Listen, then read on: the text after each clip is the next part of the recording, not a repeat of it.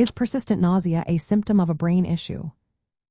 Imagine feeling queasy and unwell for days on end, and wondering what could be behind it.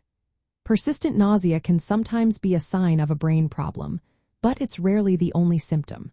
When a brain tumor or other intracranial issue causes nausea, it usually does so because of increased pressure inside the skull or because it affects parts of the brain that control balance, vision, or hormones.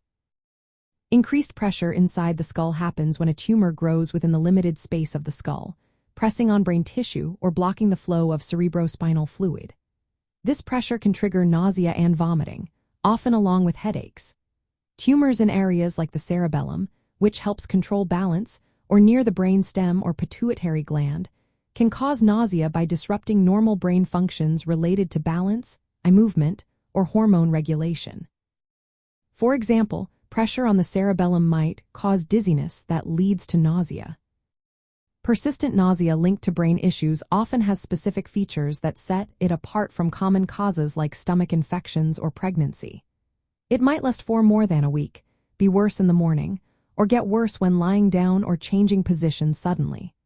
Usually, it's accompanied by other neurological signs such as headaches, visual changes like blurred or double vision, dizziness, seizures, or changes in behavior.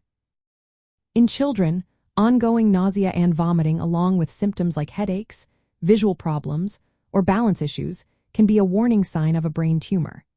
If these signs are present, seeking medical evaluation is very important. It's crucial to remember that nausea alone is a common symptom with many possible causes unrelated to the brain.